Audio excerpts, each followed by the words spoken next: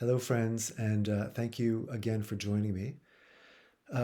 As you know, this video series, which I'm calling The Matter of Mind, or Informed, The Matter of Mind, uh, is meant to share with you my own healing journey from illness to health in the hopes that some of the things that I've learned along the way that have allowed me to be here today may serve others going through their own life challenges, and that what I've acquired as tools and information along the way might help as I pass them on. So again, thank you for joining me, and I hope this serves.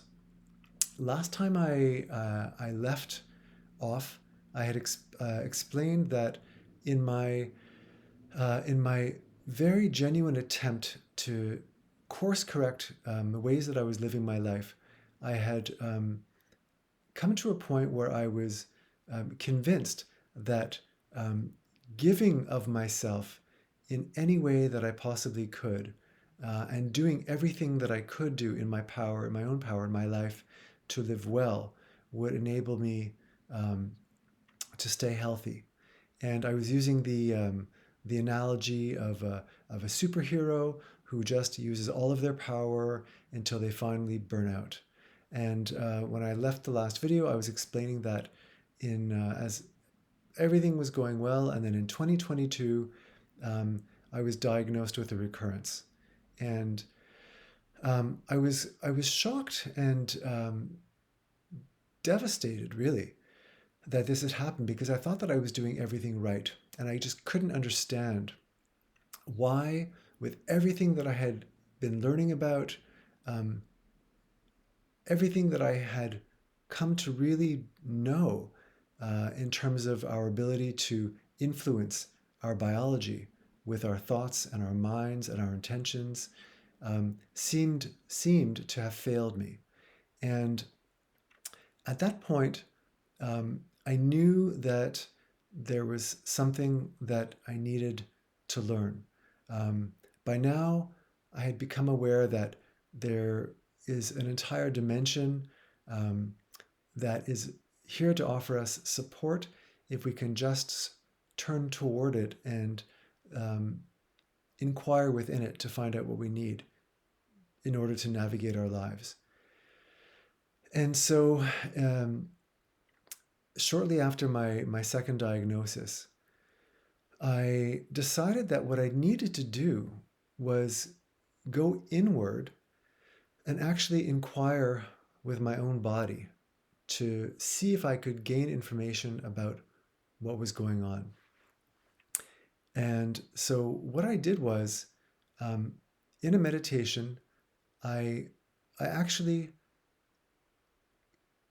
communicated with the cancer, um, imagining that the cancer was an entity, that it was reacting to something in my life that I needed to address. I asked the cancer what it needed. And what happened next was life changing for me, because I had a visual image in my mind of a very, very um, small child in tattered gray garments. And the message that I was given was, just take care of me. Um, it was so clear. And I gave gratitude to the cancer for communicating with me and sharing what it needed from me, because I now had a starting point to think about what I needed to do differently. And so, um, as I thought about that conversation afterwards, I realized that for the last 5 years since my original surgery, I had been doing everything that I could do to support others, and thinking that my own redemption would come in the form of uh, being completely selfless in the world. I thought that that would somehow serve to correct any wrongdoing that I had done that I think had um, created a dis-ease in my energy and created the original cancer. And what I didn't realize was that in that process, I actually was losing my own energy. That is to say, I forgot about actually taking care of myself, convinced that that's what had got me into trouble in the first place. So I knew that I needed to start paying attention to my own well being, to my own energy field, and to the way that I was living my life in relationship with others and with my surroundings in the world.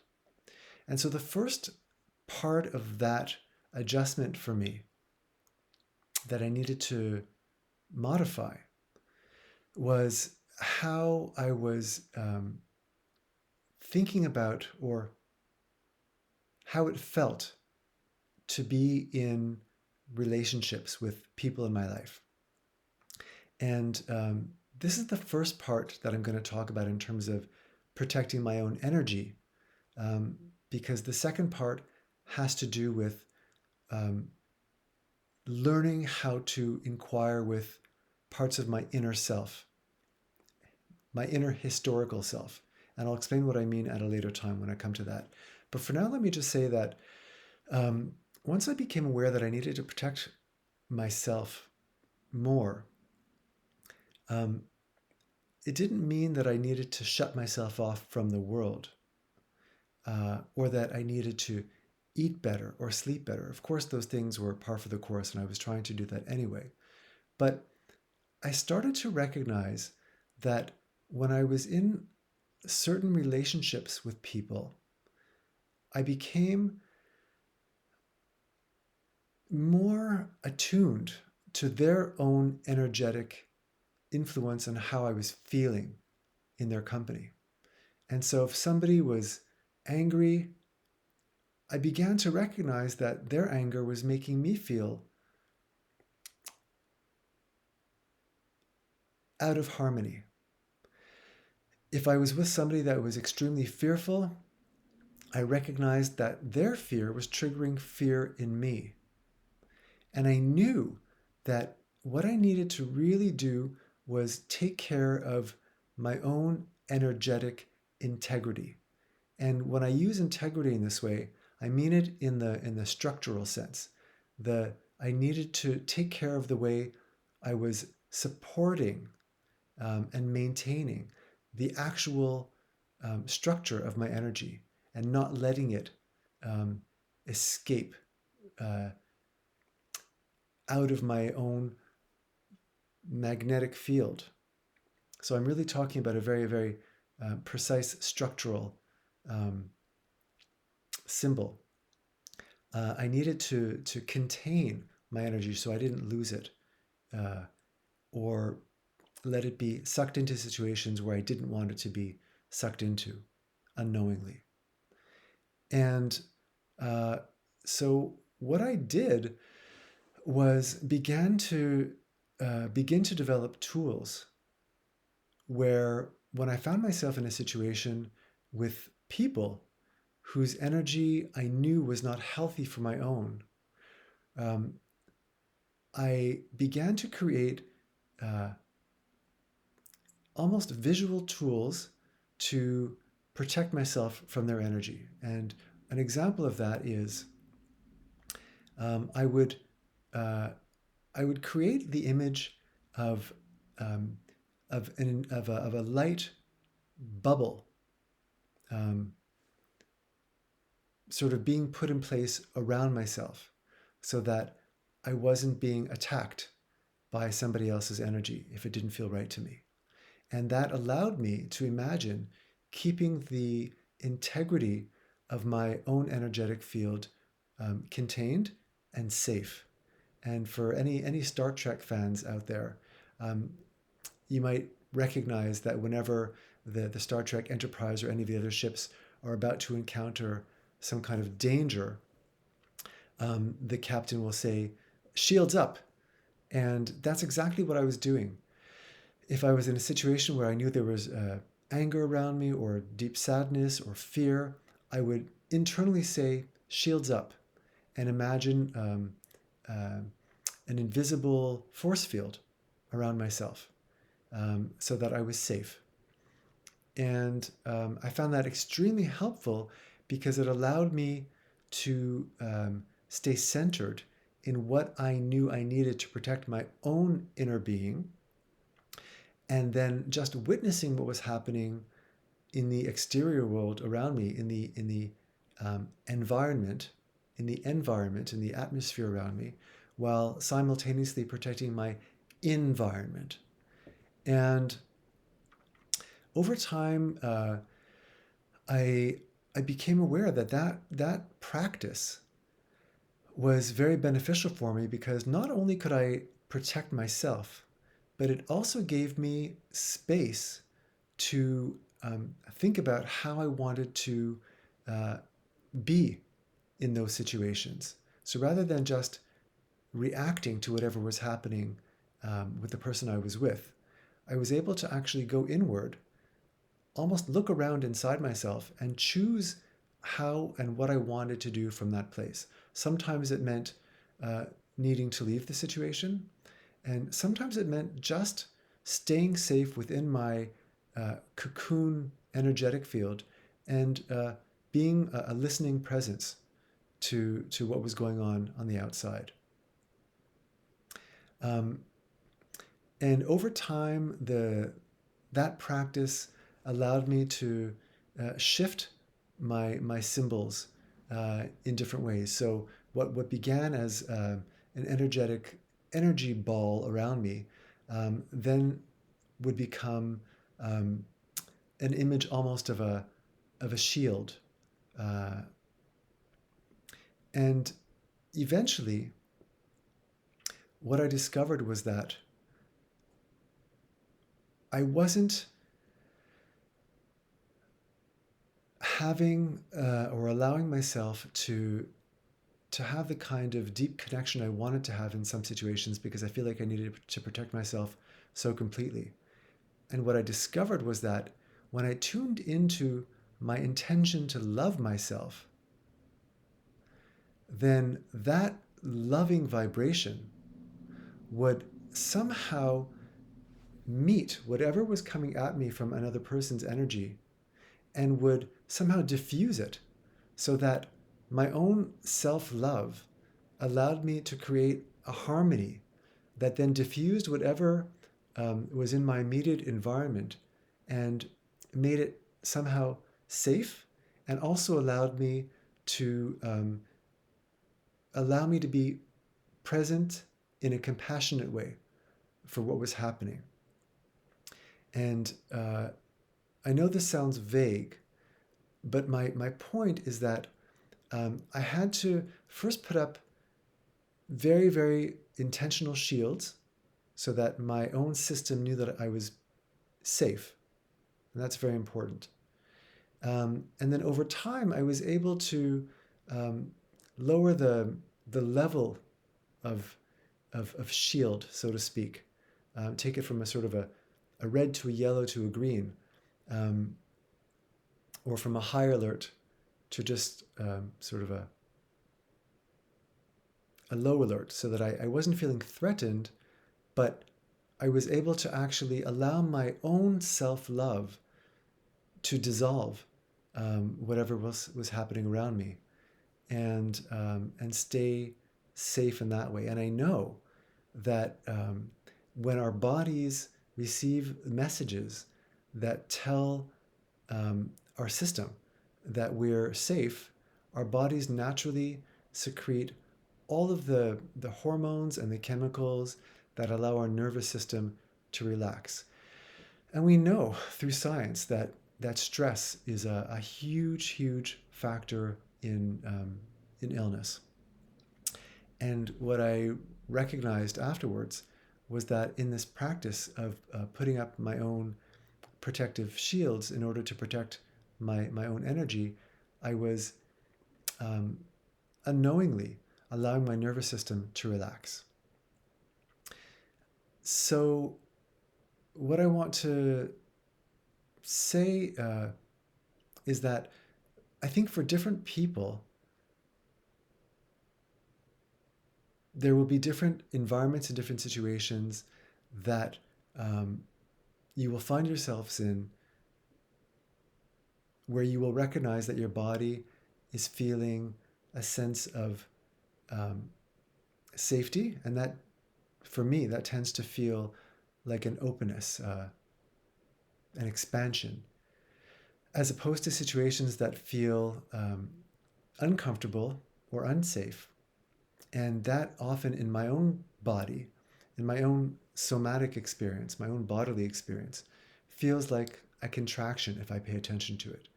And over time, I've been able now to recognize that my body is feeling a sense of contraction. And when that happens, I can then sort of look around and say, well, what is it in this situation that's causing me to contract?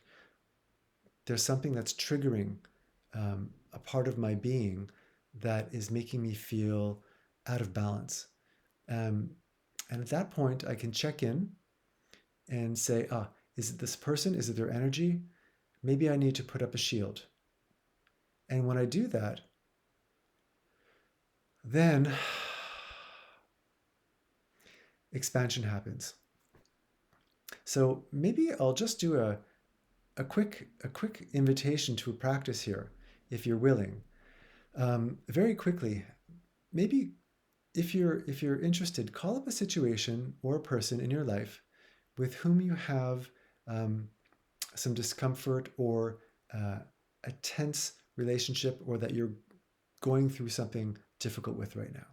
And just call that person or that situation to mind and see how it feels in your body, or see where you feel it in your body. You might feel it in your chest, some contraction, some tensing up in your shoulders. It really could be anywhere.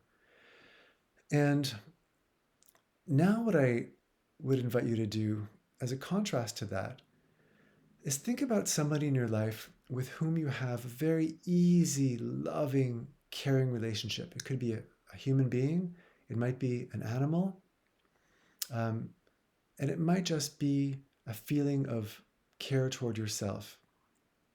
But really let yourself feel what it feels like to be in that right relationship with that being. And I wonder if you can feel any sort of opening or expansion in your body that feels very different from the contraction from before.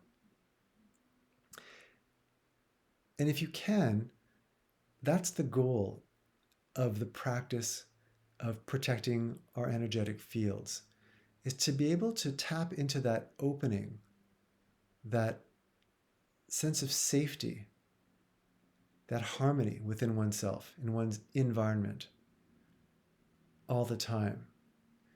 And finding tools and images that are meaningful for you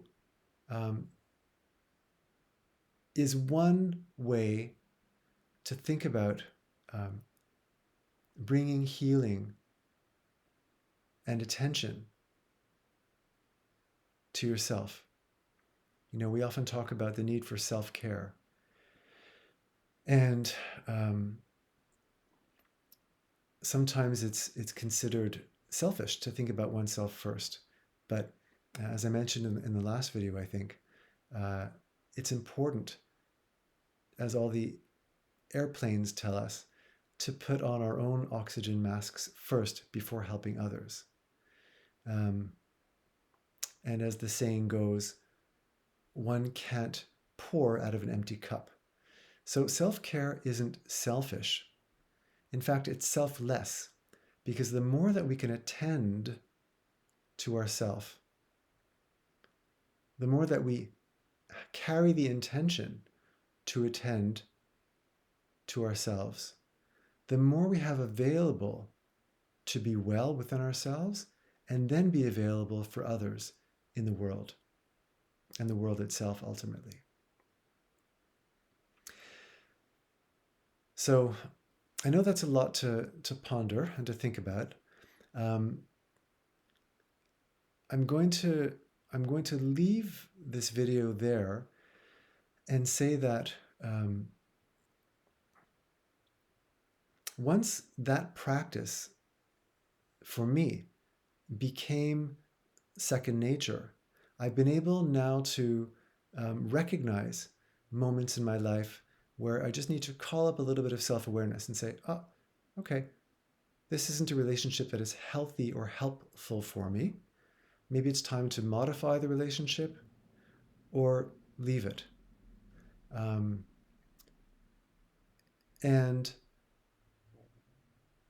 more often than not, what will happen is if I'm in a relationship or in a conversation or an interaction with somebody whose energy risks throwing my own out of balance, I become aware of it fairly quickly and can then just tune into what I need for myself to keep my own harmony intact. And what tends to happen as a result, amazingly, is that once I tap or tune into that part of myself, it has a resonant effect on the person that I'm with as well. So just like a tuning fork um, will match the pitch of another tuning fork in frequency and vibration, if we can tune into our own energetic um, frequency and create a harmonious vibration within oneself, it somehow matches or awakens or attunes to that which is in another person. And whether it's conscious or subconscious, that same attunement will somehow resound or resonate with the person that we're in contact with. And um, and then the relationship becomes easier because somehow whatever is upsetting the energetic fields tends to regulate. Um, and there's a lot of beautiful, beautiful scientific research on this phenomenon. Um, again, Dr. Joe Dispenza has wonderful work and studies on this phenomenon. So I'll leave it here. And when I come back next time, I'm going to talk about how this part of my own desire and need to take care of myself then continue to progress into the need to explore my inner being throughout different periods of my life and bring healing to those parts. And I'll talk more about that next time. But for now, I hope this serves. We can all begin to be mindful of our energy, and at the very least know when it's out of tune. And even that is a start to begin to bring care and compassion and love to ourselves, and course correct situations in our lives that aren't supporting us fully. So with that, be well, many blessings, and I'll see you next time. Thank you.